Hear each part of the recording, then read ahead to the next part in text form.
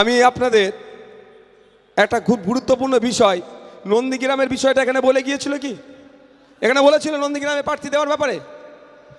আচ্ছা, ওখানে অভিষেক বাবু কোনো একটা জায়গাতে বলেছিলেন নন্দীগ্রামে প্রার্থীর ব্যাপারে নাকি আমরা কাউকে সুবিধা করে দিচ্ছি। বামেদের নেতৃত্বরা আছে, দেখুন আমরা আলোচনা করেছি।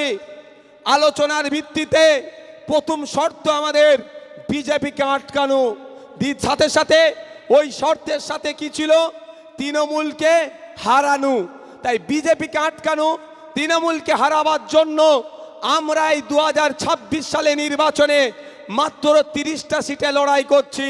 কিন্তু বিগত 5 বছরে আমরা মার খেয়ে, জেল কেটে, কেস খেয়ে, আমাদের একাধিক কর্মীকে খুন হয়ে পাহাড় থেকে সাগর পর্যন্ত আমাদের সংগঠনকে আমরা বিস্তার করেছি। আমরা চাইলে এককভাবে 50 থেকে 60টা কম করে বিধানসভায় ব্যাপকভাবে ফাইট দিয়ে ফার্স্ট সেকেন্ডে আসতে পারবো, এই শক্তি আমরা তৈরি করেছি। কিন্তু আমরা 50-60টা সিট নয়, 294টা সিটে লড়াই করতে চাই। এই 294টা সিটে দুর্নীতিগ্রস্ত চোর তৃণমূলকে আটকাতে চাই এবং সাম্প্রদায়িক বিজেপিকে পরাস্ত করতে চাই। তাই সেই জন্য স্যাক্রিফাইস করে মাত্র 30টা সিটে আমরা দাঁড়িয়েছি। এই 30টা সিটে দাঁড়ানোর জন্য আমাদের পার্টির মধ্যেও অনেকে মনক্ষুণ্ণ হয়েছে, পার্টির একটু ক্ষতিও হয়েছে। কিন্তু পার্টির ক্ষতিটা আমার কাছে বড় কথা নয়। বাংলার না ক্ষতি হয়ে যায়, বাংলার নাগরিকের না ক্ষতি হয়ে যায়, সেটাই আমাদের পার্টির কাছে বড় বিবেচ্য। তাই বাংলার স্বার্থে, বাংলার নাগরিকের স্বার্থে আমরা 30টা সিটে নিজেদেরকে গুটিয়ে রেখে এই লড়াইয়ে নেমেছি। যে লড়াইয়ে জিততে হবে, এখানে কোনো জিতা ছাড়া কোনো অপশন নয়। বা ক্ষমতায় আসতে হবে, বাম আইএসএফ ক্ষমতায় আসছে, সেই লক্ষ্যে আমরা নেমেছি। তাই 30টা সিটের মধ্যে নন্দীগ্রামটাও আমাদের ভাগে আসে। কিন্তু দুর্ভাগ্য, বামেদের সাথে আলোচনা করার পরও বামেদের একটা অন্যতম শরিক দল সিপিআই ইচ্ছাকৃতভাবে আইএসএফ এর সিটে ডবল সিট দিয়েছে।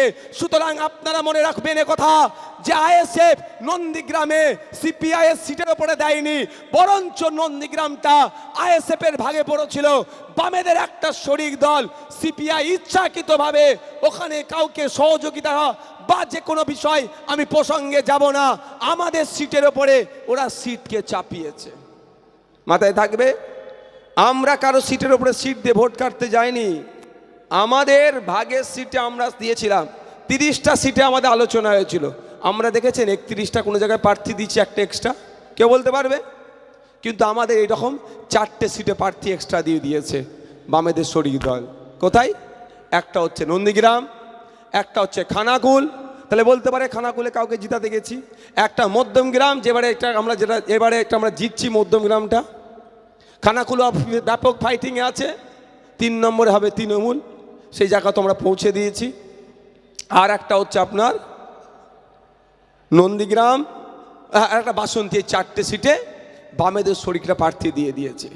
বুঝতে পারছেন কি বলছি?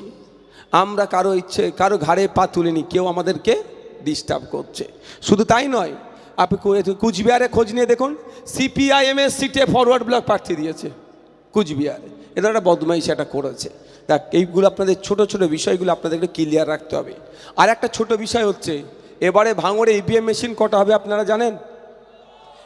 জানেন সবাই? 2টো হবে তো। ভোটটা ক জায়গায় দিতে হবে? এক জায়গাতেই দিতে হবে। কিভাবে, কোন জায়গায় দেবেন? এসেছে ইভিএম মেশিন। 1, 2, 3, 4, 5 আমার নাম লেখা থাকবে, মোহাম্মদ নওশাদ সিদ্দিকী। তারপরে আমার ছবি থাকবে, তারপরে খামচিহ্ন থাকবে, তারপরে একটা সুইচ থাকবে। শুনতে পাচ্ছ আওয়াজ? এই আওয়াজ হবে মানে কাজ হয়ে গেছে। নটোরিয়াস ক্রিমিনালকে বিদায় দাও, এই আওয়াজ বলে দেবে। বুঝতে পেরেছো?